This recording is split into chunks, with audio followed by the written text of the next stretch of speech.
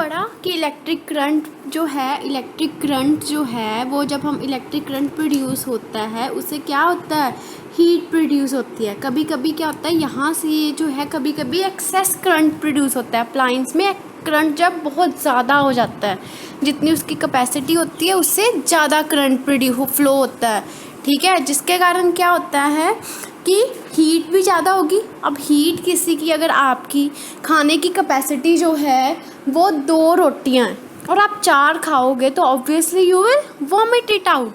तो क्या है कि एक्सेस करंट से क्या होगा, एक्सेस हीट, और हीट से क्या होगी, फायर जनरेट होगी, है ना। बहुत ज़्यादा गर्म होगा तो ऑब्वियसली हमारा जो अप्लायंस है वो ख़राब हो जाएगा, है ना। फायर जनरेट हो जाएगी यहाँ उसमें। तो हम ये क्या सेफ्टी डिवाइस क्या यूज़ करते हैं इसे प्रिवेंट, फायर को प्रिवेंट करने के लिए, इलेक्ट्रिक फ्यूज़ क्या है। It is a safety device use in electric circuit to protect the circuit and appliances from damage due to overloading and short circuiting. देखो सिंपल सी चीज़ है, ध्यान से समझना। यहाँ पे क्या है, मेरा स्विच बोर्ड है और यहाँ पे इलेक्ट्रिक फ्यूज़ होता है। यहाँ पे स्विच बोर्ड लगा हुआ है, ये इलेक्ट्रिक फ्यूज़ है। इसके अंदर फ्यूज़ वायर होती है जो किससे बनी होती है, fuse wire. It is made up of copper, silver, aluminium material. और यहाँ इसके साइड पे 2 नॉन कंबस्टिबल मटेरियल्स होते हैं। तो क्या होता है, जब यहाँ से ये स्विच से समझ लो बहुत सारा करंट प्रोड्यूस हो रहा है, ठीक है। ये फ्यूज़ वायर क्या करती है, मेल्ट हो जाती है। मेल्ट मतलब क्या होती है, अपने आप को मेल्ट कर लेती है।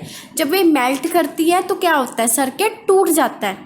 फिर जिस कारण जो हमारा ये जो अप्लायंस है, कुछ भी है, हमारा LCD है, हमारी टीवी है, हमारा ओवन है, वो ख़राब होने से बच जाता है। क्यों, अगर डायरेक्ट करंट जो है इसमें फ़्लो करेगा, बहुत ज़्यादा करंट हमारे अप्लायंस में फ़्लो करेगा तो उतना ही वो गर्म होगा तो उसकी जो कैपेसिटी उससे ज़्यादा वो हॉट होगा तो ऑब्वियसली वो फट जाएगा। अब तुम लोग 2 रोटियों की कैपेसिटी है, तुम्हें 4 खिलाई जाएंगे, तुम उल्टी करोगे।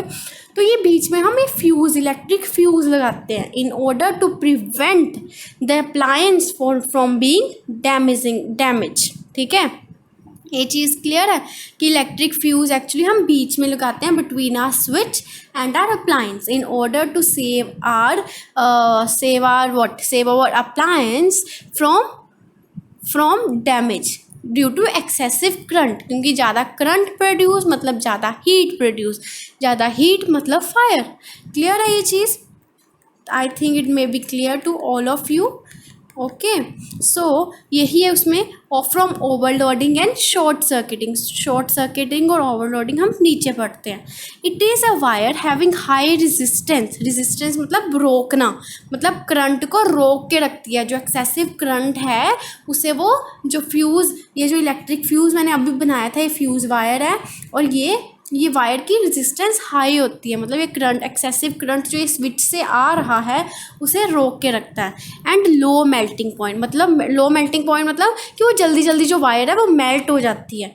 And if excess current flow through the circuit the fuse wire, same आ गई वो चीज़, the fuse wire melts and break the circuit.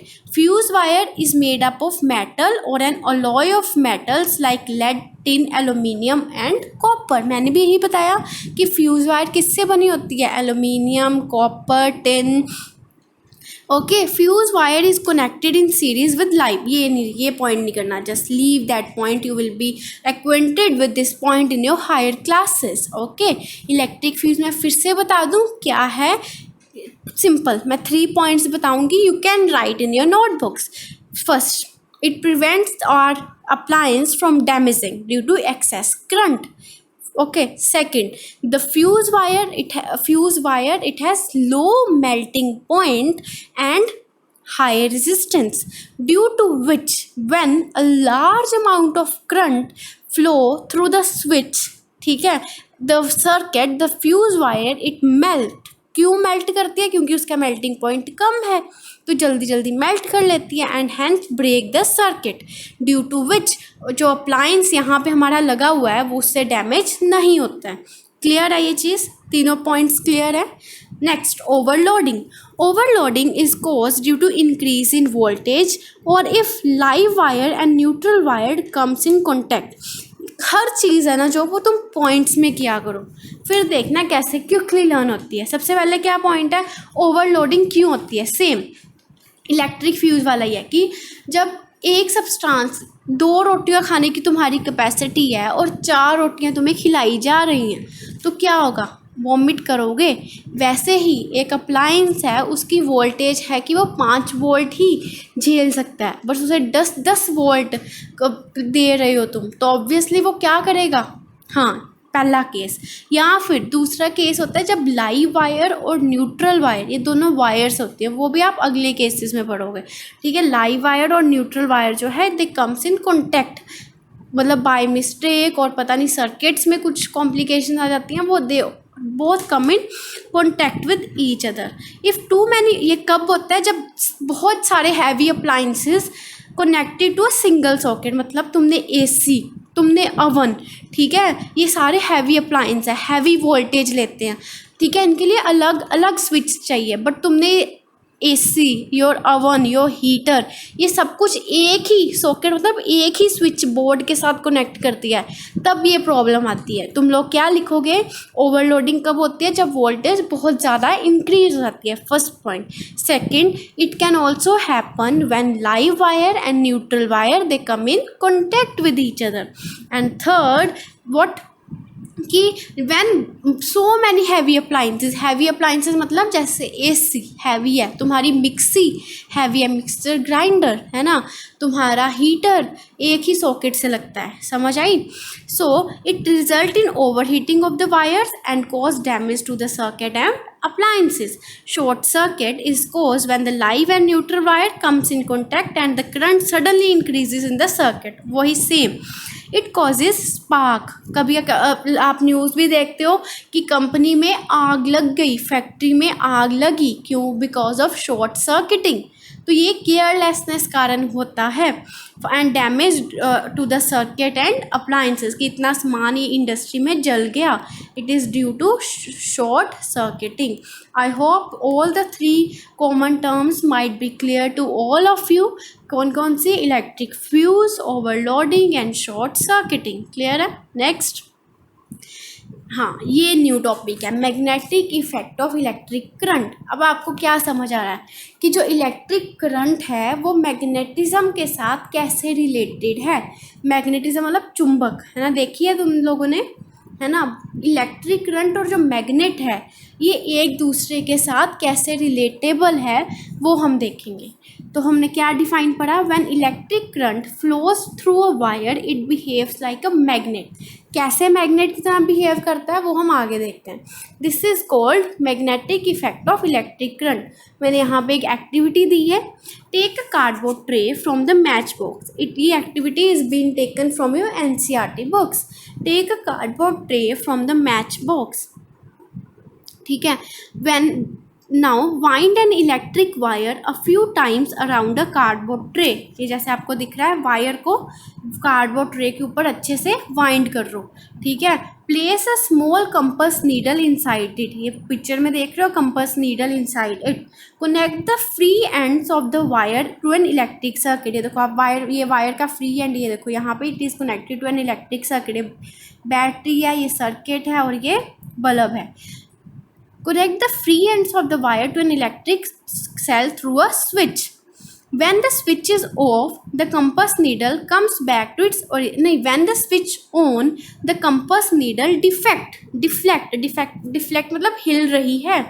Compass needle जो होती है ना, नीडल वो मैग्नेट ही है, वो नीडल एक्चुअली मैग्नेट ही है जो आपको डायरेक्ट करता है कि you are moving in north, south, east और वेस्ट डायरेक्शंस।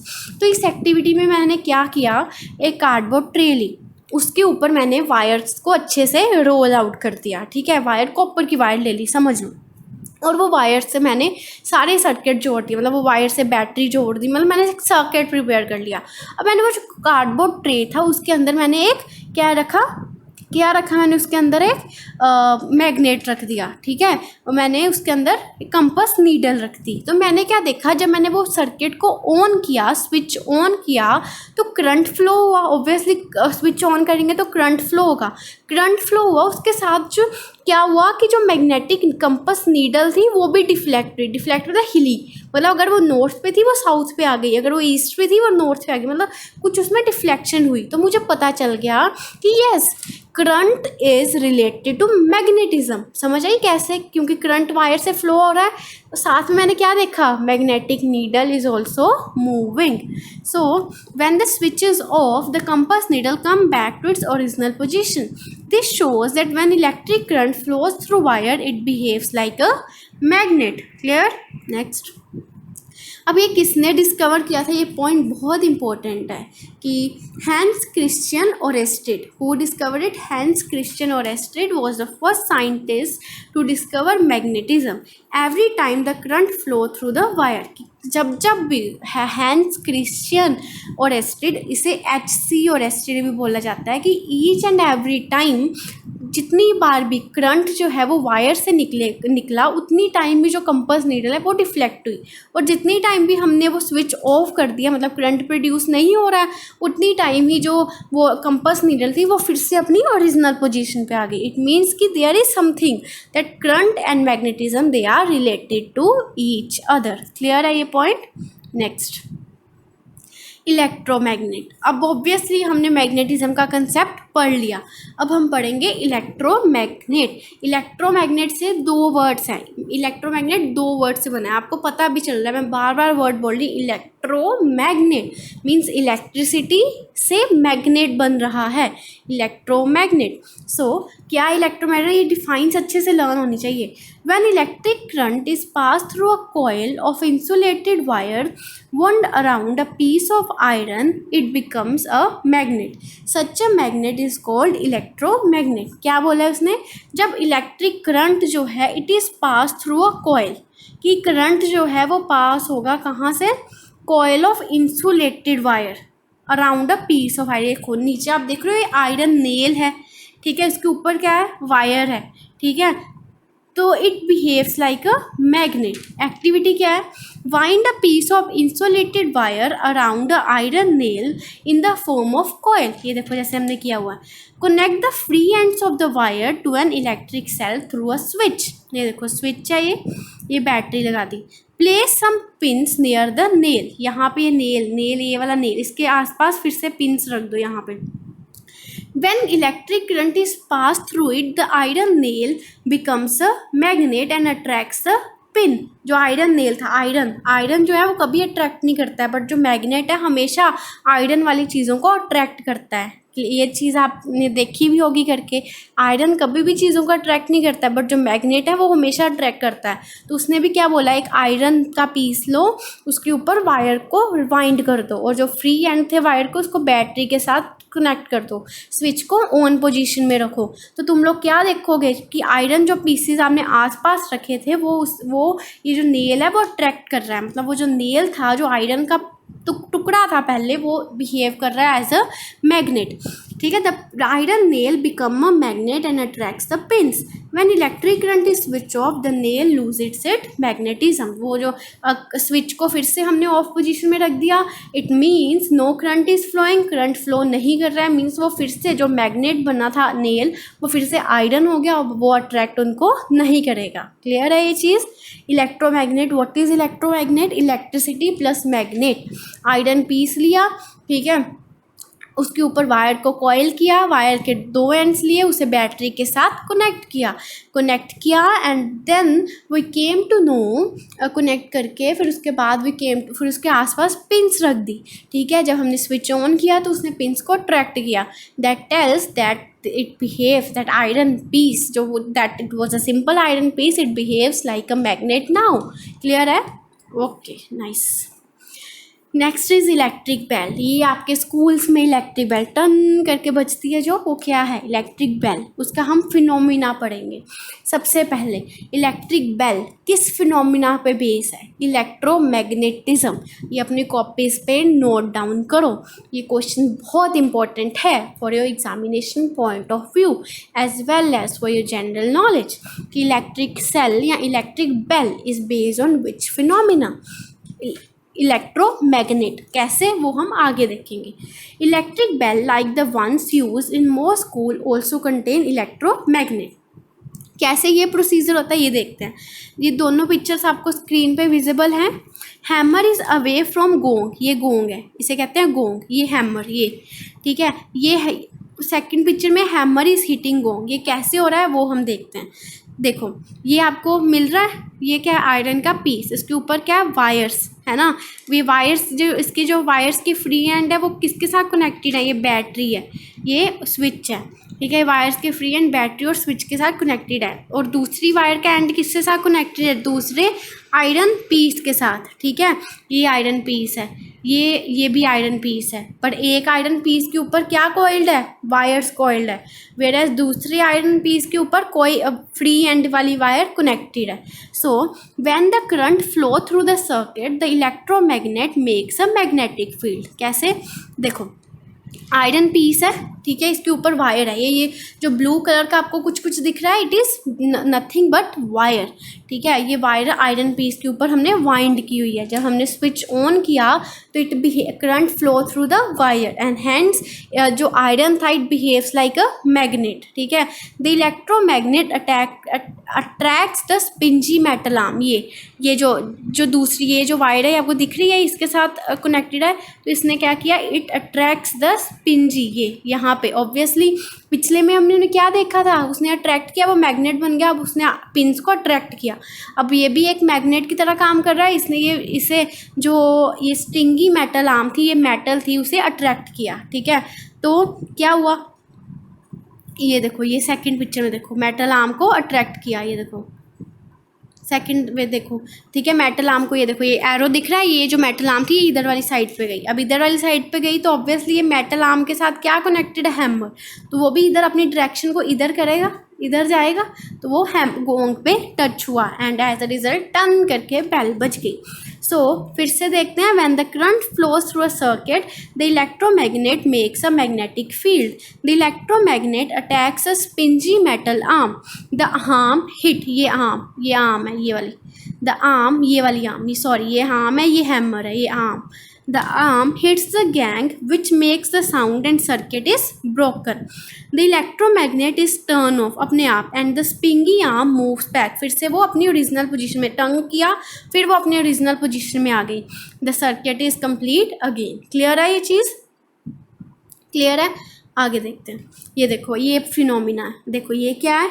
Iron pieces. इसके ऊपर हमने क्या वुंड किया हुआ है? वायर।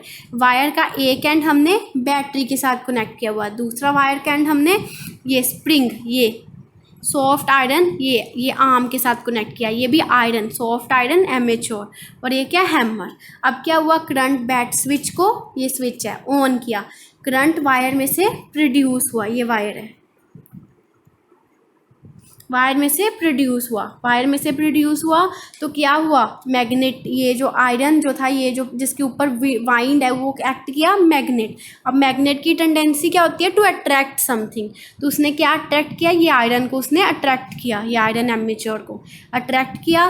तो ये आयरन के साथ क्या कनेक्टेड था? हैमर। तो हैमर भी ये डायरेक्शन में गया, तो ये गोंग जो था वो बजा और टर्न करके आवाज़ आई। समझ आ गया? क्लियर? Okay, next. क्लियर है ये चीज़?